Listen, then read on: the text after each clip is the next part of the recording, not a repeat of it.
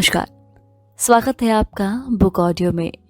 मैं सुमन रावत एक बार फिर से लेकर हाजिर हूँ रेलवे स्टेशन की कुर्सी कहानी संग्रह, जिसे लिखा है गुलशेर अहमद ने।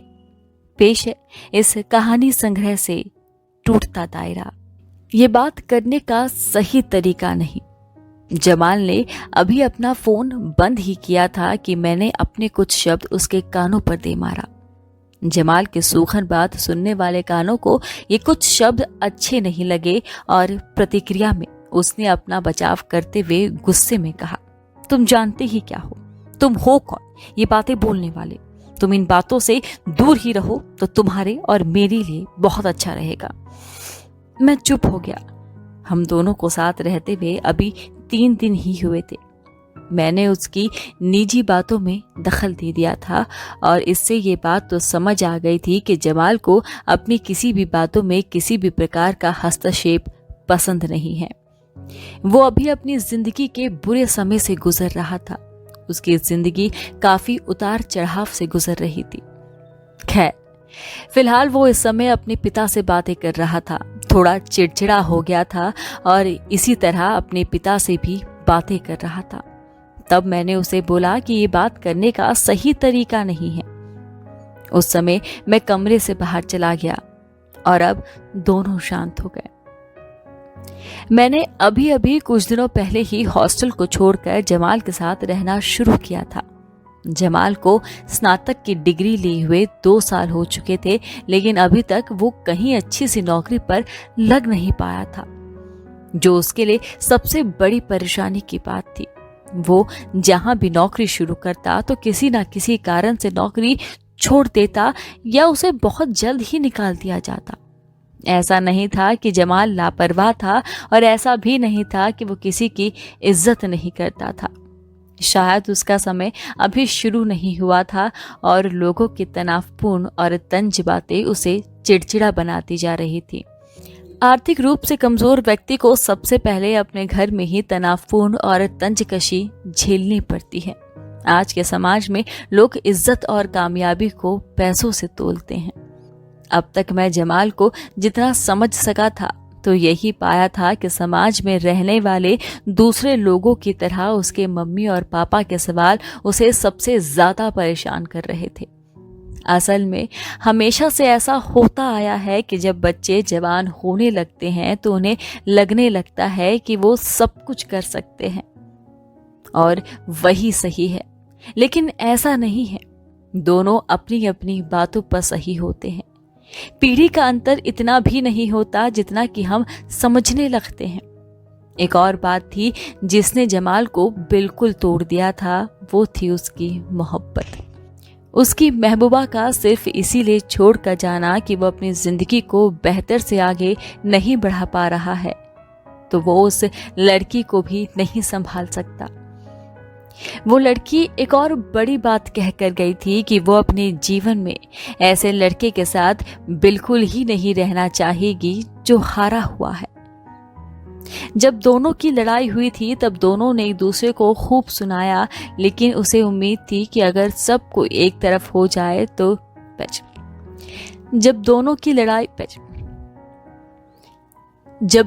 लड़ाई हुई तब दोनों ने एक दूसरे को खूब सुनाया, लेकिन इसे उम्मीद थी अगर सब कोई एक तरफ हो जाए तो जिसे अपनी पूरी जिंदगी के लिए चुना है वो साथ देगी। लेकिन अब उसे ये लगने लगा था कि जमाल के साथ उसका भविष्य सुरक्षित नहीं है। क्या प्रेम भी कभी भविष्य को देखकर किया जाता है?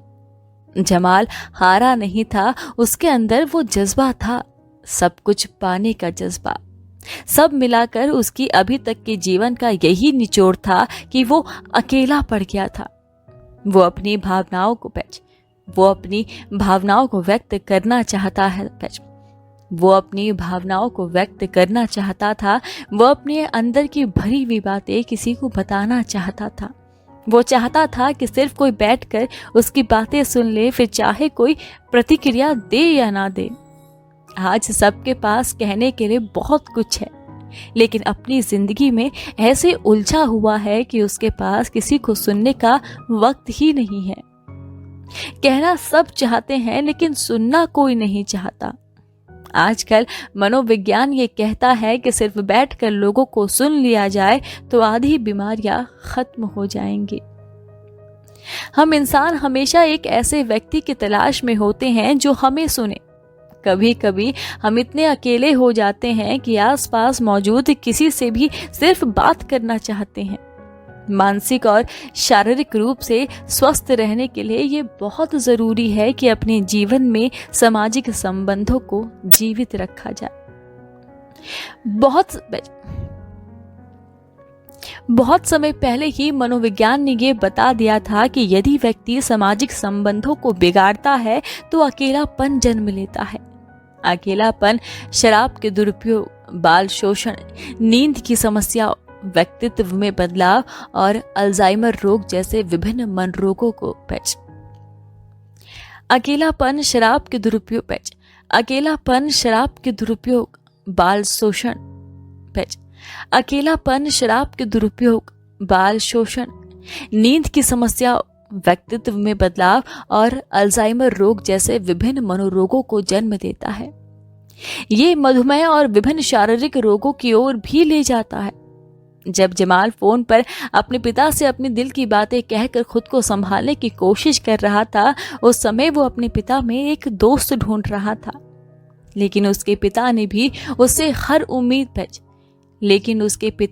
उससे हर उम्मीद खो दी थी और उसकी असफलताओं को गिना गिना कर उसे और भी हतोत्साहित कर रहे थे। कि इन्हीं बातों में जमाल का चिड़चिड़ापन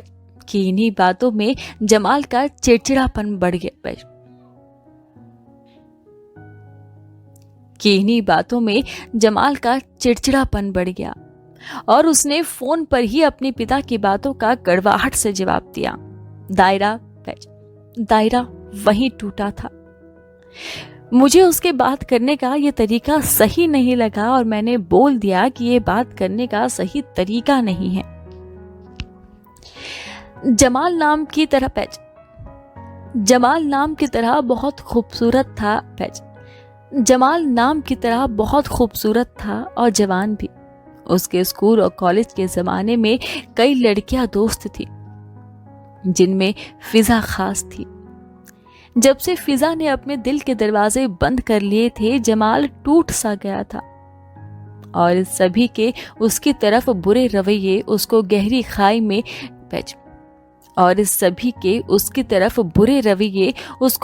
खाई में ढकेलते जा रहे थे कि सबा ने उससे बचा लिया। वो खूबसूरत थी,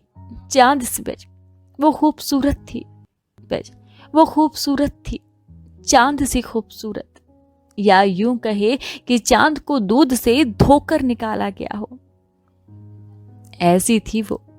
उसका रंग यूं था कि यदि उसे स्याह रात में किसी अंधेरे कमरे में छोड़ दिया जाए तो सिर्फ उसकी रंगत से कमरा रोशन हो जाए शायद। सबा ने जमाल को गहरी खाई में गिरने से यूं बचा लिया था जैसे पानी में डूबते हुए को आखिरी समय में कुछ सहारा मिल गया हो। यूं तो जमाल ऐसा टूटा था कि वो सबा की मोहब्बत का यकीन ही नहीं कर पाया और जब यकीन कर लिया तब बात शादी की कर डाली। ये नहीं था कि वो डर रहा था कि लड़की उसे छोड़कर चली जाएगी, या फिर शायद उसने इसी डर की वजह से शादी का पूछ लिया। कहना मुश्किल था, लेकिन जवाब हाँ में मिला। ये और बात थी कि जमाल ने सबा को समझते समझते 7 महीने तक का समय ले लिया। मतलब कि इन दोनों की प्रेम कहानी पहले 7 महीने तक चली थी, फिर शादी का प्रस्ताव जमाल की तरफ से दिया गया था। हर रिश्ते की जड़ विश्वास होता है। जड़ है तो पौधा जीवित होता है। यदि पौधे की जड़ को उखाड़ दिया जाए या काट दिया जाए तो पौधे मर जाते हैं। यदि रिश्तों के जड़ विश्वास को खत्म कर दिया जाए तो रिश्ते भी मर जाते हैं। यही विश्वास फिजा का जमाल से खत्म हो गया था और अब जमाल का वही विश्वास सबा पर होने लगा था। इस विश्वास के जड़ को और मजबूत करने का सही तरीका शादी का फैसला था जो जमाल ने किया था। समाज में शादी रिश्तों की मजबूती को बढ़ा देती है। जब एक शादी होती है तब सिर्फ एक मर्द और औरत के बीच रिश्ते नहीं मजबूत होते, बल्कि समाज के साथ साथ दो परिवारों के बीच भी एक रिश्ते की जड़ को पानी मिलता है। मैंने कुछ साल हॉस्टल में गुजारे और कॉलेज के आखिरी साल में अब जमाल के साथ एक फ्लैट में रहने लगा हूँ। जमाल स्टडी में मुझे से 3 साल सीनियर है। जब हम मिले थे तब मैं फर्स्ट ईयर में था और जमाल का कॉलेज में आखिरी साल था। तब मैंने हॉस्टल में रहना ही शुरू किया था। अब जबकि मैंने हॉस्टल छोड़ दिया है तो जमाल के साथ एक किराए के फ्लैट में रहता हूँ। जमाल इंजीनियर है और इंजीनियरिंग की डिग्री लेकर हमेशा जॉब के लिए इंटरव्यूज देता रहता है। क्योंकि जमाल के पास अभी नौकरी नहीं है, जिसकी वजह से उसे अपने फ्लैट का किराया देना भी मुश्किल पड़ रहा है और मैं भी अकेले इतना अधिक किराया नहीं देना चाहता और दे भी नहीं सकता था। इस तरह हम दोनों एक दूसरे की मदद करते हुए साथ रहने लगे। लेकिन जमाल मुझसे बहुत अलग था। उसके सोचने का, बोलने का, यहाँ तक कि मिलने जुलने का तरीका भी मुझसे बिल्कुल मुख्तलिफ था। ये बदला हुआ जमाल था। हॉस्टल छोड़ना मेरे लिए बहुत बड़ी बात थी, क्योंकि बाहर रहकर पढ़ाई लिखाई के समय का बदलना एक अजीब और अनजान अनुभव था। हॉस्टल में बहुत सारी सुविधाएं थी, लेकिन बहुत सारी परेशानियां भी थी। सबसे अधिक परेशानी का सामना तो पहले साल में ही करना पड़ा था, जब सीनियर रैगिंग करते थे। ये और बात थी कि रैगिंग करने वाले दोषी माने जाते थे। सिर्फ माने जाते थे, सजा के पात्र नहीं होते थे। सजा के पात्र जैसे शब्दों का प्रयोग सिर्फ कॉलेज की दीवारों पर किया जाता था। वहां दीवारों पर आज भी लिखा होता है कि रैगिंग करना एक दंडनीय अपराध है। कॉलेज की इज्जत और रैगिंग का भी ख्याल होता था। ये और बात है कि जब बहुत अधिक बात बिगड़ने लगती तो कॉलेज के रैगिंग डिपार्टमेंट के स्टाफ और प्रोफेसर्स कोई एक छोटा कदम उठा लेते थे और बात खत्म हो जाती थी। ठंड के मौसम में आधी रात को सीनियर्स हमारे हॉस्टल में आकर रैगिंग करके हमें परेशान करते। वो ठंड की सिहरती रातों में हमें बिना मोटे कपड़ों के खड़े करवा देते और गाना गाने को कहते या इस तरह के फिजूल बातें कहते और फिजूल काम करवाते, जैसे वो अंधेरी ठंडी रातों में कॉलेज के कैंपस में लगे फूलों में पानी डलवाते। रैगिंग की क्रियाएं रात के 2-3 बजे तक चलती। सीनियर्स का हॉस्टल कैंपस के मेन गेट के पास हुआ करता था और हम पहले साल के छात्रों का हॉस्टल कॉलेज बिल्डिंग के पीछे हुआ करता था। दिल तो यूं चाहता था कि शिकायत लगा दी जाए, लेकिन नहीं कर पाए क्योंकि हॉस्टल वार्डन खुद मिला हुआ था। मिला हुआ कहना गलत ही होगा, क्योंकि जो बात कहते सुनते कानों कान खबर मिली थी कि किसी रात वार्डन को अंधेरे में खेल खेलते हुए बच्चों ने तारे दिखा दिए थे और उनकी सुबह हॉस्पिटल में हुई थी। तब से वो सिर्फ कागजी काम किया करते थे। ऐसी छोटी मोटी रैगिंग से उन्हें कोई फर्क नहीं पड़ता था। उन्होंने हॉस्पिटल से आकर रात के खाने के बाद मेस में ही ये चिल्ला चिल्ला कर कह दिया था कि किसी को उनकी तरफ से कोई भी सपोर्ट नहीं मिलेगा। अगर कोई भी शिकायत आई तो बिना मुरवत के डीन और डायरेक्टर को बता दी जाएगी। सीनियर्स की धमकियां भी ऐसी मिलती थी कि कभी हिम्मत ही नहीं हुई और देखते देखते हमने रैगिंग कब शुरू कर दी पता ही नहीं चला।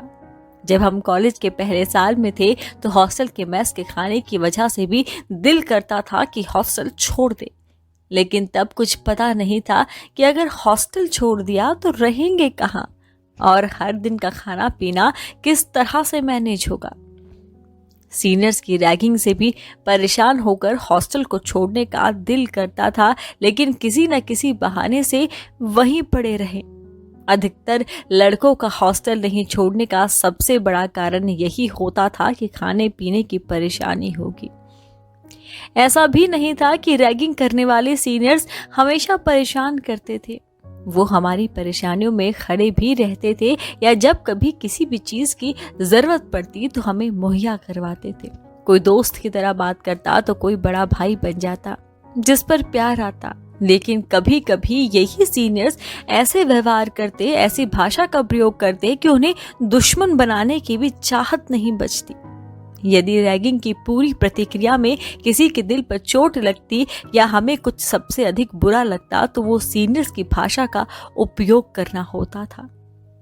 धीरे धीरे हम भी उन्हीं के रंग में रंग चुके थे। जब तक हमारा दूसरा साल शुरू हुआ तब तक व्यवहार, बोलचाल और भाषा का प्रयोग, यहाँ तक कि हमारे नजरिए भी बदलने लगे थे, बल्कि बदल गए थे। मेरे लिए ना ही मैं मेरी सोच बदलना चाहता था और ना ही किसी पर अपनी सोच थोपना चाहता था। मेरे लिए हॉस्टल में गुजारे हुए दिनों का अनुभव बहुत लाभदायक साबित हुआ। मेरी नजर में कभी रैगिंग एक समय तक सही लगने लगा था, जैसे न्यू स्टूडेंट के अंदर के डर को खत्म करने का काम, स्टूडेंट्स को बुरे शब्दों की परिभाषा समझाने का काम रैगिंग से हो सकता है। जब तक मनुष्य बुराई को जानेगा नहीं, समझेगा नहीं, तब तक उसे बुराई और अच्छाई का फर्क समझ ही नहीं आएगा। सही को समझने के लिए गलत को समझना बहुत जरूरी है और अच्छाई को बहुत अच्छे से समझने के लिए बुराई को अच्छे से समझना बहुत ही जरूरी है। रैगिंग यदि सही है तो कुछ समय के लिए और एक दायरे में, नहीं तो असल में रैगिंग एक दंडनीय अपराध ही है, तब सही है। रैगिंग सही कैसे है, इस सवाल का जवाब ऐसे समझ आता है कि जब कॉलेज में नया संकाय शुरू होता है तब भिन्न भिन्न भांति के लड़के लड़कियां कॉलेज से जुड़ते हैं। नई जगह होती है, नई दुनिया शुरू होती है, नए दोस्त बनते हैं और आखिर ऐसा होता है कि छात्र छात्राओं को एक तरह की आज़ादी मिलती है जिसमें ना चाहते हुए भी छात्र छात्राएं भटकने के किनारे खड़े हो चुके होते हैं। यदि कोई एक भी छोटी सी बुरी आदत या संगति हुई, बस उन छात्र छात्राओं की जीवन लीला गलत रास्ते पर बढ़ने लगती है। ऐसे समय में रैगिंग करने वाले स्टूडेंट्स उन्हें समझाते भी हैं, डराते भी हैं। रैगिंग करते हुए अधिकतर छात्र छात्राएं शिष्टाचार की बात करते हैं और समझाते हैं। अपने से बड़ों की आदर करना, रहने का, बोलने का, बात करने का और नए परिवेश में ढलने का सही तरीका सिखाते हैं, जो कि सही है। जो ऐसा कुछ हमारे साथ हुआ, हमने कॉलेज की शिष्टाचार की बातें सीखी।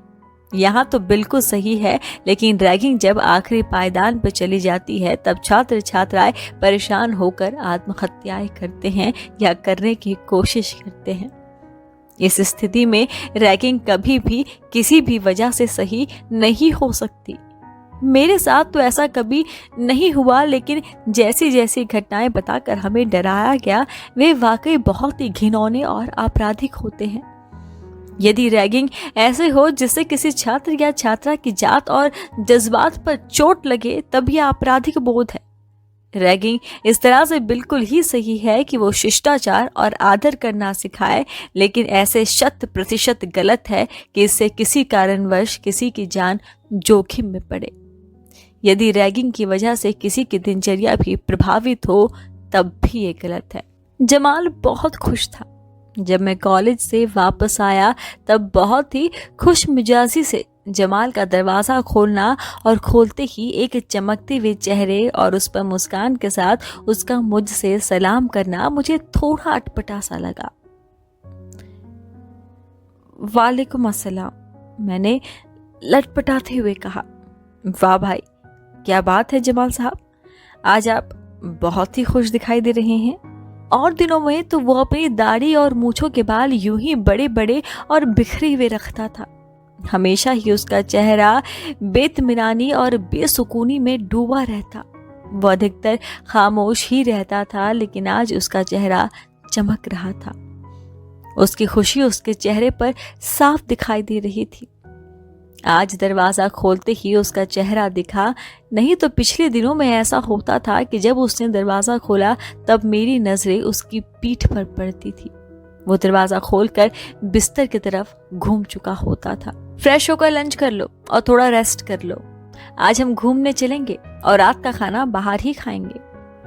मेरी बातों का उसने कुछ खास जवाब तो नहीं दिया, लेकिन एक हिदायत दे दी। उसकी ये सब बातें मुझे अचंभित कर रही थी। वो कभी मेरे कहने पर भी घूमने के लिए राजी नहीं होता था, लेकिन आज वो खुद कह रहा था। मैंने उससे कहा, मेरे पास पैसे नहीं हैं। मेरे पास पैसे थे, मैं बस उसे छेड़ना चाहता था। इस बात का उस पर कोई प्रभाव नहीं पड़ा। उसने कहा, कोई बात नहीं, तुम बस फ्रेश हो जाओ। इतना बोलकर वो वॉशरूम में चला गया। मैं कपड़े बदलते वक्त ये सोच रहा था कि आखिर बात क्या है, लेकिन जो भी हो, जमाल में ये बदलाव मुझे खुश कर रहा था। सूरज डूबने से पहले हम दोनों साथ निकल गए। सबसे पहले हम जमाल के दोस्त के घर गए, जहां हम सिर्फ 10 से 15 मिनट ही रुके। उन दोनों ने कुछ देर मेरे सामने ही बात की और फिर अंदर चले गए। 5 मिनट बाद सिर्फ जमाल बाहर आया और कहा, चलो। जमाल सोफे पर से अपना जैकेट और सामने टेबल पर रखी बाइक की चाबी उठाई और निकल गया। उसके पीछे पीछे मैं भी घर से बाहर आ गया। उसका दोस्त बालकनी से बाहर देख रहा था। मैंने कभी भी उसके इस दोस्त के बारे में ना सुना था, ना ही कभी दोनों को साथ देखा था। फिर हम मॉल की तरफ चले। मैंने रास्ते में सोचा कि जमाल से उसके इस दोस्त के बारे में बात करूं और ये भी पूछूं कि वो दोनों कुछ देर के लिए मेरे पास से हटकर अंदर क्यों चले गए थे। मैंने इन सवालों को दबा लिया क्योंकि मैं नहीं चाहता था कि किसी भी कारण से जमाल की खुशी में कोई भी कमी आए। जब दिल साफ होता है तो कुछ भी गलत नहीं लगता और रिश्ते भी बड़ी आसानी से संभल जाते हैं। जमाल को भी पता था कि मुझे यह सवाल कौंध रहा है कि ये दोस्त कौन था।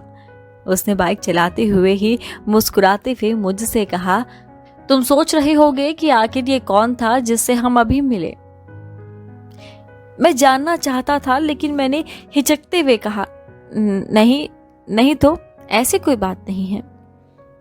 उसने कहा, मैं जानता हूं कि तुम ये पूछना चाहते हो, और हंसते हुए कहा, ऐसे ही जिंदगी नहीं गुजारती है मैंने। मैं भी मुस्कुरा दिया। उसने बताया कि वो लड़का उसके कॉलेज का दोस्त था। वो जॉब करता है और व्यस्त रहता है, इसीलिए दोनों की मुलाकात बहुत कम होती है। कुछ रुपए उसने अपने दोस्त को उधार दे रखे थे, वही लेने वहां गया था। जो अंदर कुछ समय के लिए वो गए थे, वो पैसे लेने ही गया था। जमाल को खुश देखकर उसका दोस्त भी बहुत खुश था। मॉल से जमाल ने कुछ कपड़े खरीदे। हमने मॉल के पूरे चक्कर लगाए। फिर हम रात के खाने के लिए बहुत ही खास जगह पर गए। मैं यहाँ पहली बार आया था, लेकिन जमाल यहाँ कितनी ही बार आ चुका था। मुझे लगता था कि जमाल को इस शहर का अधिक पता नहीं है। मैं भूल गया था कि वो मेरा सीनियर है और अभी कुछ दिनों से उसने कमरे में खुद को कैद कर रखा है। जब हम मॉल से निकले तब रात हो चुकी थी। चांद आज अपने पूरे शबाब पर था। सड़क के किनारे लगी लाइट्स की रोशनी तो थी ही, आज चांद की ये दूधिया रोशनी इस रात को और भी खूबसूरत बना रही थी। हम दोनों बड़े झील के किनारे पर स्थित एक रेस्टोरेंट में पहुंचे। कैसा लगा ये रेस्टोरेंट? जमाल ने पूछा। मुझे कैसा लगेगा भैया, मैं तो पहली बार आया हूँ। अच्छा है, मैंने रेस्टोरेंट को देखते हुए कहा। जमाल ने कहा कि हम यहीं खाना खाएंगे, लेकिन पहले चलो झील के किनारे कुछ देर खड़े होते हैं। हम दोनों साथ आगे बढ़े। वहां किनारे पर पानी के ऊपर झील के थोड़ी अंदर तक लकड़ी की एक खूबसूरत सी सड़क की तरह जगह बनाई गई थी और उस जगह के किनारे लकड़ियों की खुली दीवारों से रोका गया था। लकड़ियों को बड़ी जाली की तरह बनाकर वहां कमर तक की दीवार बनाई गई थी ताकि कोई झील में गिर ना जाए। हम दोनों बिल्कुल आखिरी छोर पर जाकर खड़े हो गए। वहीं लकड़ियों की रंग बिरंगी कुर्सियां लगी हुई थी। मैं कुर्सी पर बैठ गया और झील की तरफ अपना चेहरा किया। उस लकड़ी की बनी दीवारों पर अपना हाथ टिका दिया। जमाल वहीं पास में था। लकड़ियों की दीवारों पर अपनी कोहनी टिकाकर खड़ा हो गया। मौसम बहुत ही सुहाना और खुशगवार था। हवाएं झील की तरफ आ रही थी और सीधे मेरे चेहरे को और जमाल की पीठ को लग रही थी। ये लम्हे बहुत खूबसूरत थे और इन जगह पर 2 चांद का दिखना और चांद को पूरी शबाब पर होना इन लम्हों को 4 चांद लगा रहा था। ऐसा लग रहा था मानो दुनिया में कहीं स्वर्ग है तो यही है। दूर तक सिर्फ झील का पानी ही दिख रहा था। चूंकि चांद पूरे शबाब पर था तो पूरे गोले के आकार का आसमान पर नीचे की तरफ दिख रहा था, जिसकी परछाई झील के किनारे पर एक चांद देख रही थी। चांद की दुधिया रोशनी में झील के हिलते हिलते पानी में चांद का दिखना इस पल को और भी खूबसूरत बना रहा था। आसपास में खड़े टीलों की तरह पहाड़ उसकी खूबसूरती को बढ़ा रहे थे। मैं भी इस शहर में कई सालों से था, पूरा साल हॉस्टल में ही गुजर गया। ऐसी जगहों का तो पता ही नहीं चला। हम दोनों वहां एक साथ पहुंचे थे, लेकिन वहां पहुंचने के बाद हम दोनों प्रकृति की बनाई और रेस्टोरेंट वालों की सजाई हुई खूबसूरत जगह में मंत्रमुग्ध हो गए।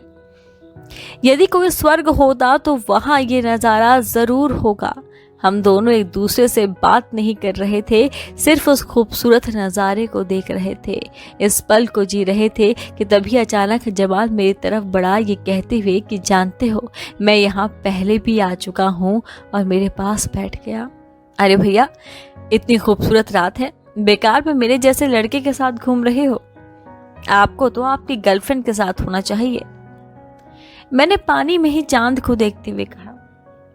जमाल ने मुस्कुराते हुए मेरे सर पर धीरे से एक चपत लगा दी और पूछा, क्या दो दोस्त यहाँ डिनर नहीं कर सकते? मैंने इस बात का कोई जवाब नहीं दिया और चांद को देखते हुए ही कहा, मैं तो यहाँ पहली बार आया हूँ। फिर मैंने जमाल से कहा, ये खाने का टेबल यहीं लगवा लेते हैं। हमने बात की।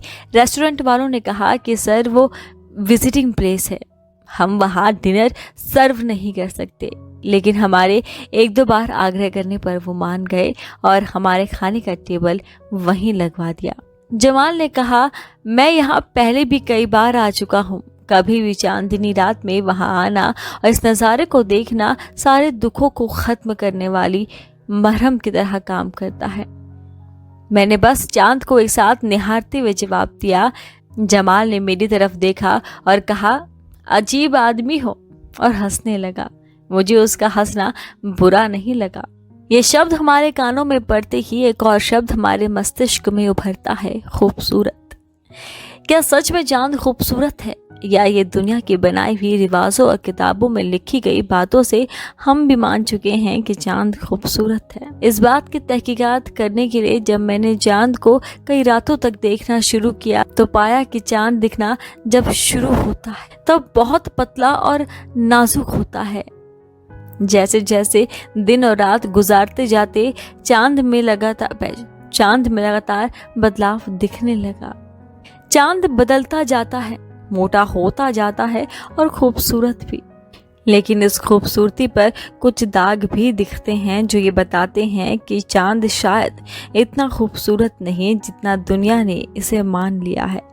जब तहकीकात की और लगातार ध्यान से देखता रहा तो पाया कि उस पतले दुबले पहली बार देखे चांद की 14वीं रात में चांद अपने पूरे शबाब पर था, और ऊपर दिखने वाला दाग इस चांद की खूबसूरती को और भी अधिक बढ़ा रहा था। जब मैंने मेरी जगह बदल दी और चांद को उसी 14वीं शब में कभी नदी, कभी समंदर और तालाब के किनारे से देखा, तब पाया कि एक बहुत बड़ा मोती पानी में डूबा जा रहा है। ख्वाहिश तो ये हुई कि इस मोती जैसे दिखते चांद को मैं उठाकर अपने घर ले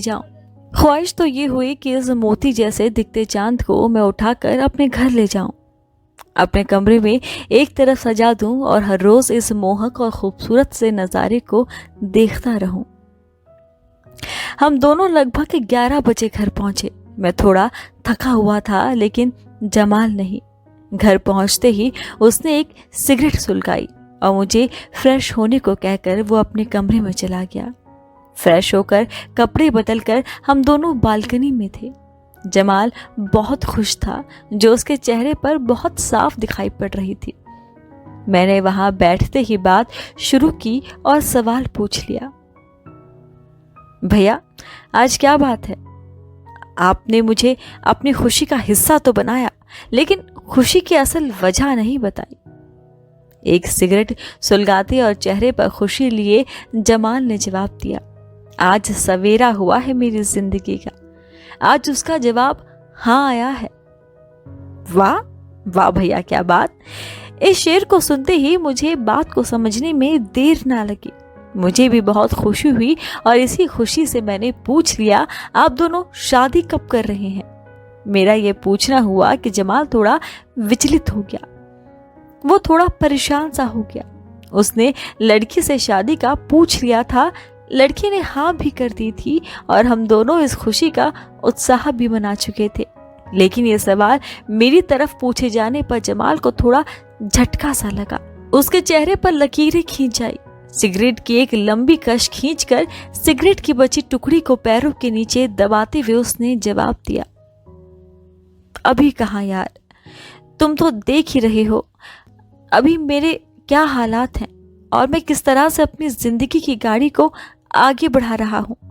मेरे पास कोई अच्छी नौकरी भी नहीं है और ऊपर से पापा की बातें, वो मुझे समझ ही नहीं पाए। अभी तो बहुत उलझन में हूँ यार। अचानक से उसका चेहरा खिल गया और कहने लगा, एक बात है कि मैं चाहे कितनी भी उलझन में रहूं, जब भी सभा से बात करता हूं उसकी सकारात्मक ऊर्जाएं मुझे हमेशा ही समर्थन करती हैं और आगे बढ़ने की चाहत पैदा करती हैं। मैं अपनी उलझनें भूल जाता हूं। वो रुक रुक कर बोलता जा रहा था और मैं खामोश उसको सुन रहा था। मैं चाहता हूं कि मम्मी पापा इसी तरह मुझसे बातें करें और मुझे आगे बढ़ने को प्रोत्साहित करें, लेकिन पापा हैं कि हमेशा ही गुस्से में बात करते हैं। मैंने उसकी बातों में एक बात जोड़ी, कोई भी पिता अपने बच्चों के लिए बुरा नहीं सोचता। ये बात सुनकर वो कुछ पल मेरे चेहरे पर देखता रहा, फिर नजरें बाहर खामोश रात में जुगनुओं की तरह जलते बल्ब को देखने लगा। कुछ देर खामोश रहा, फिर कहा, मैं जानता हूं मेरे पापा ऐसे नहीं हैं। मेरी मम्मी हमेशा मुझे समर्थन देती रही है और पापा भी हमेशा देते थे, लेकिन बस कुछ महीनों से उनकी बातें थोड़ी कड़वी हो गई है। थोड़ी देर चुप रहा और फिर कहने लगा, मैं ये भी जानता हूं कि इन कड़वी बातों के पीछे मेरे पापा नहीं बल्कि ये समाज और इस समाज के बीमार मानसिकता के लोग बोल रहे हैं। वो अचानक खड़ा हुआ और गुस्से में कहने लगा, लोग अपना क्यों नहीं देखते यार, क्यों दूसरों के पीछे पड़े रहते हैं? उन्हें क्या मिलता है ये जानकर कि किसका बच्चा क्या कर रहा है, क्या नहीं कर रहा है? यदि वो चाहते हैं कि बच्चों का कुछ सही हो तो उनके लिए कुछ करते क्यों नहीं? बच्चों के पिता या उनके अभिभावकों से उनकी कमियां क्यों गिनवाते रहते हैं? फिर वो खामोश हो गया। मैं उसकी बातों को सोचने लगा। वो थोड़ा शांत हुआ और थोड़ी हल्की आवाज में कहा, मैं चाय बना रहा हूं, तुम पियोगे? मैंने बस हाँ में सर हिलाया और वो चाय बनाने चला गया। रात के तकरीबन 11:30 बजे थे। अब मुझे भी नींद नहीं आ रही थी। अब सिर्फ मैं वहीं बालकनी में बैठा था। जमाल की बातें मेरे कानों में गूंज रही थी। लोग दूसरों के पीछे क्यों पड़े रहते हैं? उन्हें क्या मिलता है ये जानकर कि फला का बेटा या बेटी क्या कर रहे हैं? और अगर इतनी ही फिक्र होती है तो वो सीधे बच्चों से बात करके उनकी कमियां दूर करने की कोशिश क्यों नहीं करते? किसी भी व्यक्ति को अपनी कमियां और खामियां दूर करने के लिए खुद काम करना होता है। यदि मेरी कमियां मुझे ही पता नहीं होंगी तो भला उनको मैं दूर कैसे कर सकता हूँ? और कमियां मेरे पिता को भी बताई जाए तो ये दूर नहीं हो सकती जब तक कि मैं खुद इन कमियों और खामियों को दूर करने की कोशिश ना करूं। हाँ, ये लो पकड़ो। एक चाय का कप मुझे देते हुए जमाल ने कहा।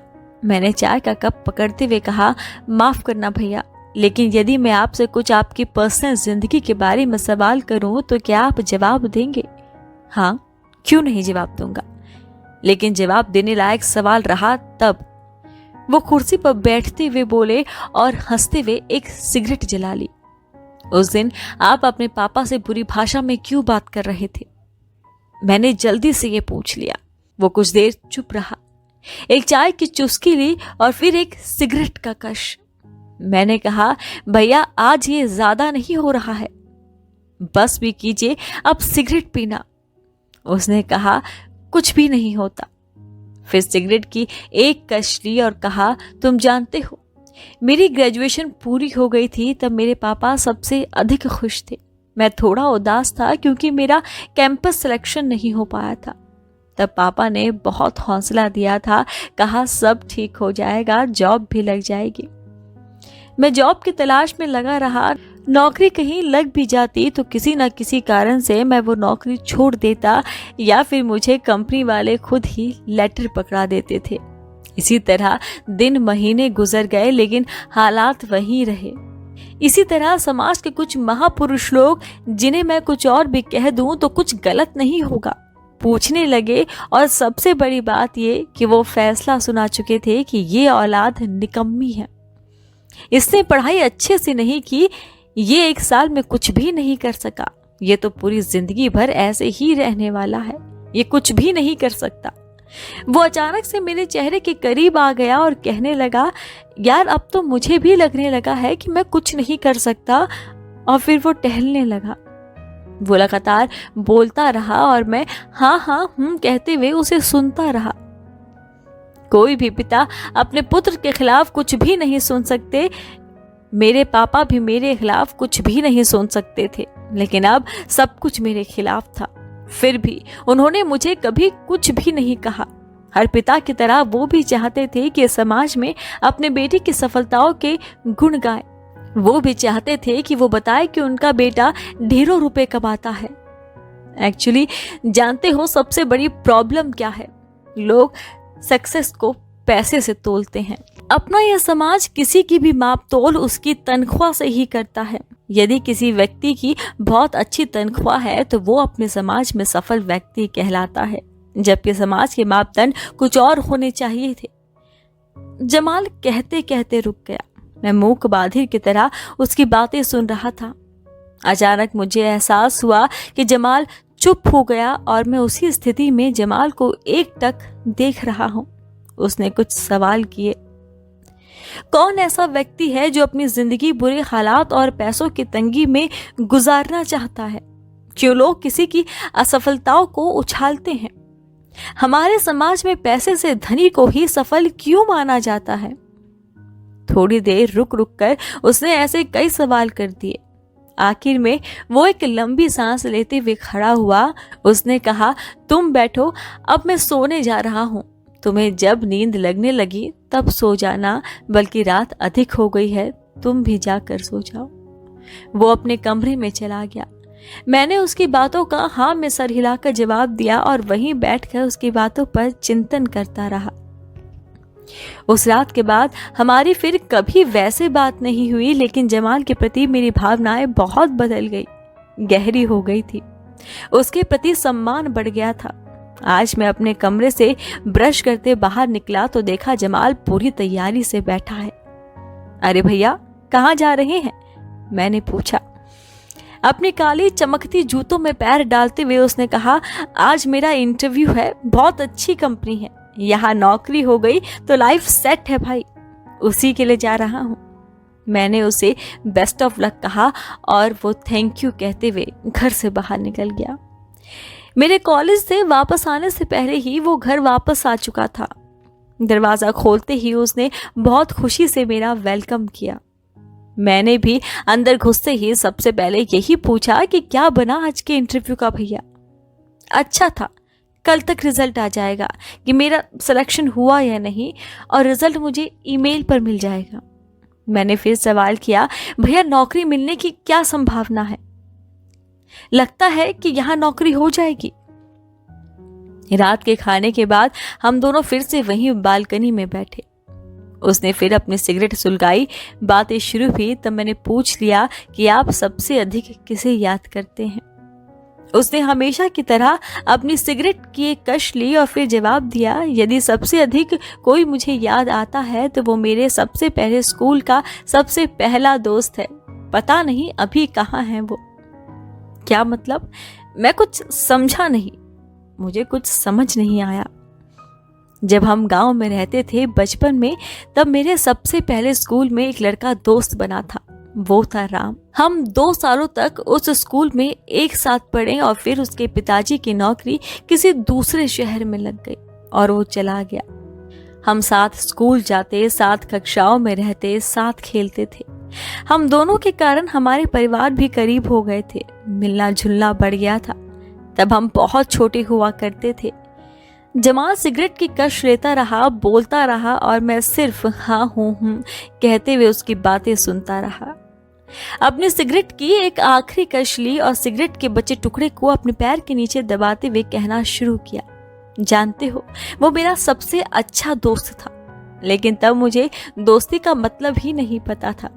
जब राम और उसके परिवार वाले गांव छोड़ कर गए तब मुझे पता भी नहीं चला कि वो क्यों और कहां जा रहे हैं। लेकिन जाने से एक रात पहले राम का पूरा परिवार मेरे घर आया। उस रात भी हम दोनों साथ खेले, बातें किए और दोनों परिवार ने एक साथ बैठकर खाना भी खाया, लेकिन हम दोनों इस बात से अनजान थे कि वो हमारी आखिरी मुलाकात थी। वो चला गया, वक्त गुजरा, अब जाकर उसकी दोस्ती और उन दिनों की खूबसूरती को मैं समझ पाया हूँ। मैं जमाल की बातें सुनता रहा और हूँ हाँ हूँ में जवाब देता रहा। फिर मैंने कहा, भैया मुझे नींद आ रही है, मैं सोने जा रहा हूँ। उठा और अपने कमरे में जाने लगा। जमाल वहीं सिगरेट फूंकता रहा।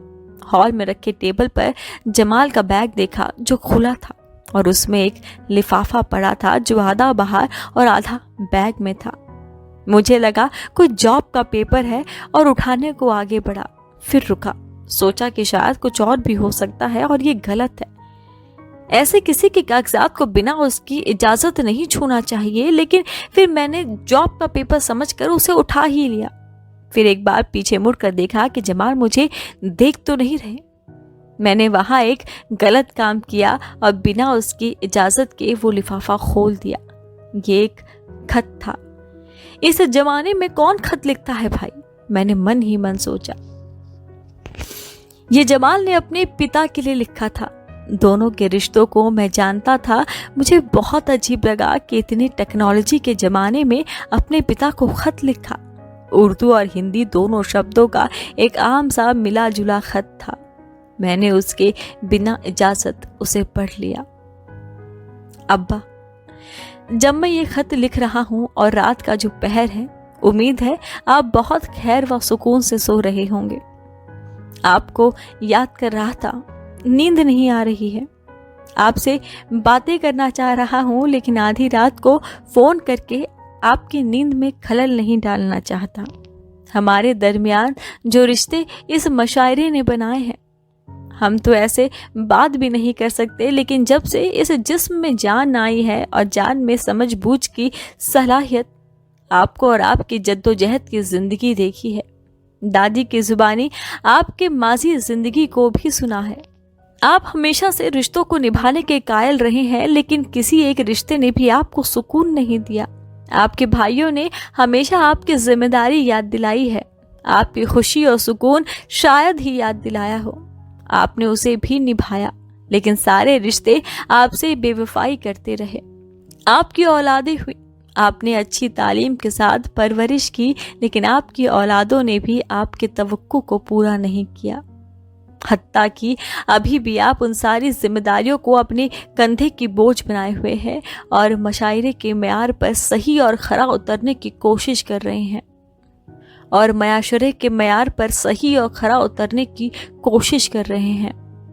लेकिन सारे रिश्ते ऐसे ही आपसे बेवफाई करते जा रहे हैं।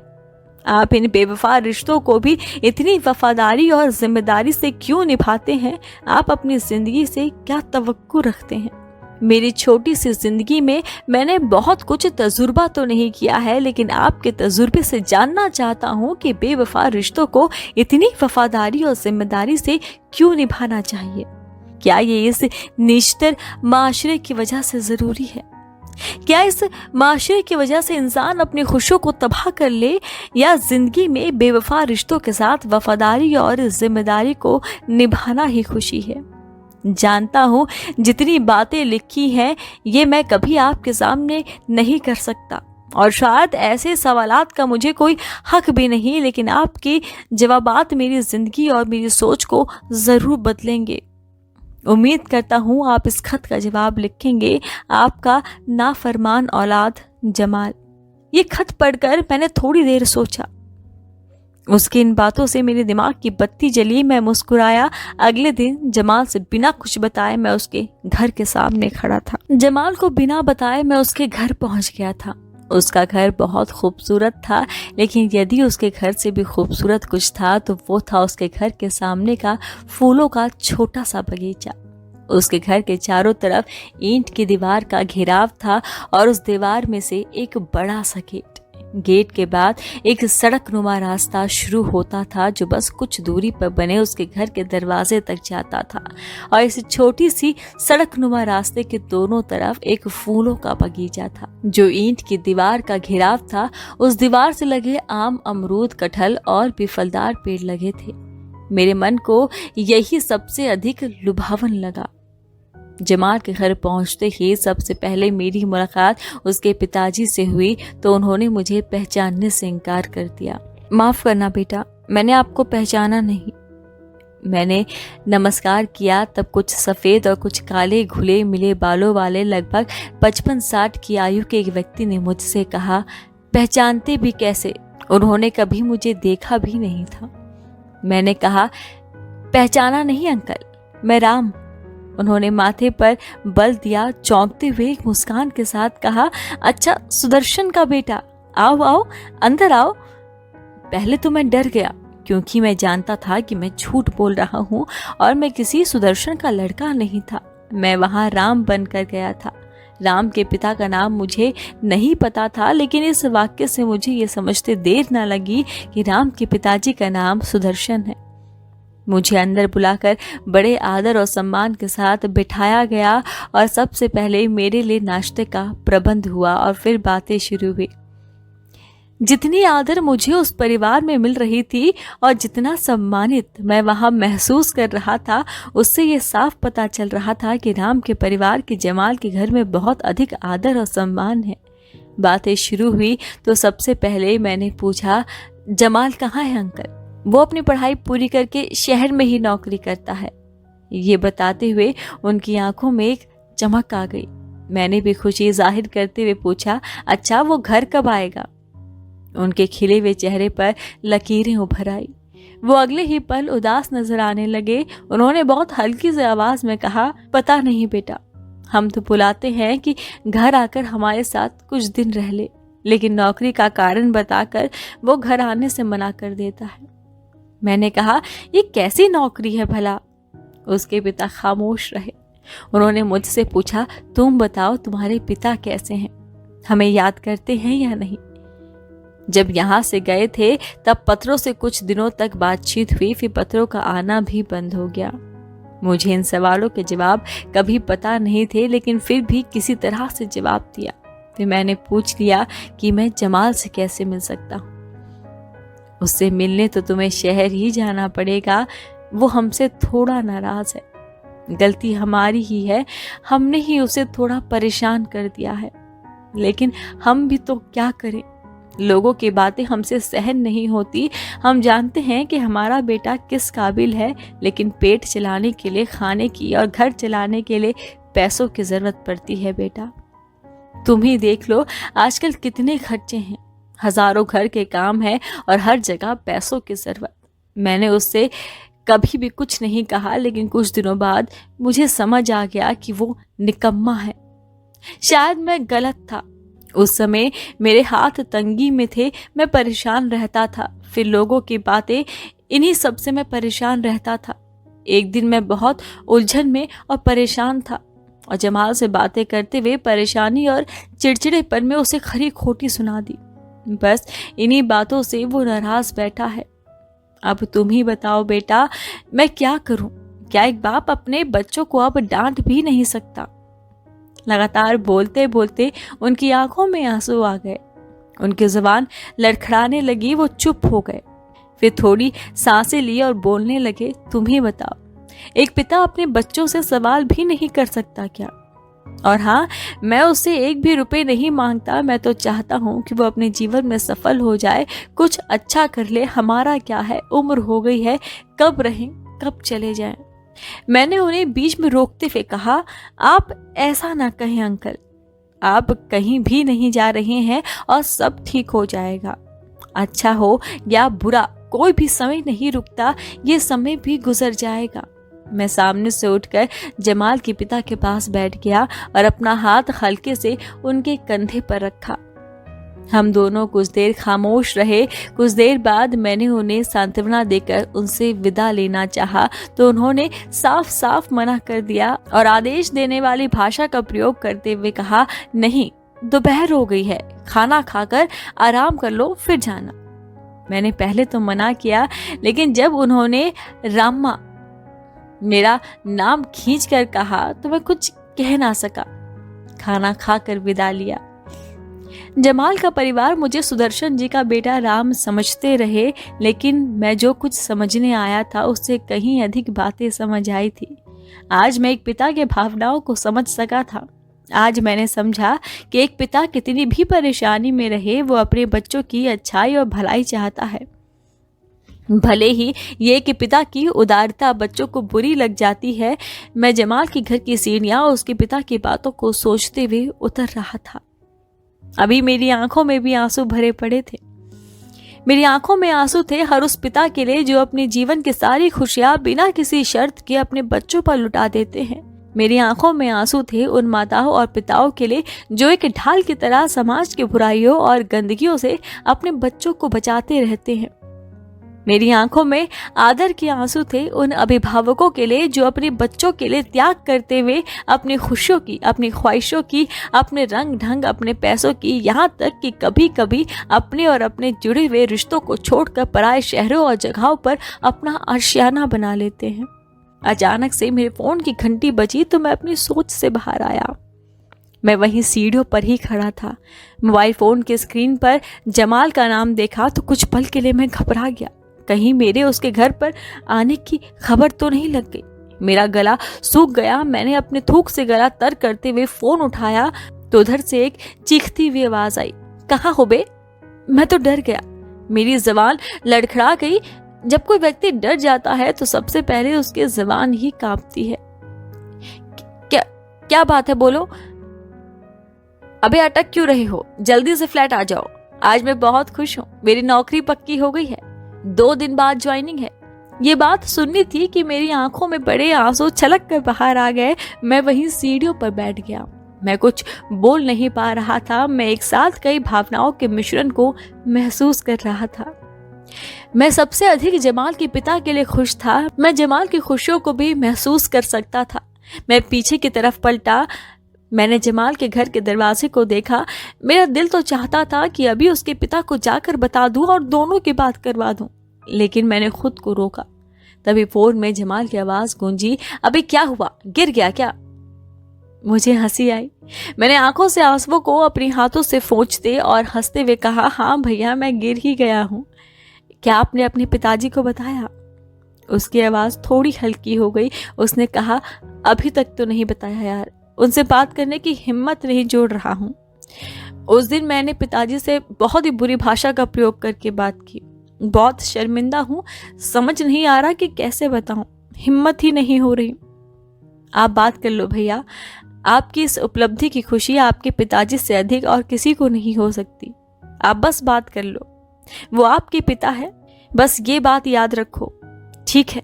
उसने हल्की आवाज में कहा और फोन काट दिया। मैं अपनी आंखों से आंसू पोंछते हुए उसके घर से निकल गया। दोस्तों, आप सुन रहे थे मेरे यानी सुमन रावत की आवाज में टूटता दायरा, जिसे लिखा है गुलशेर अहमद ने, जो हिस्सा है रेलवे स्टेशन की कुर्सी कहानी संग्रह का। एक बार फिर से हाजिर होंगी इसी कहानी संग्रह से लेकर एक नई कहानी। तब तो सुनते रहिए बुक ऑडियो।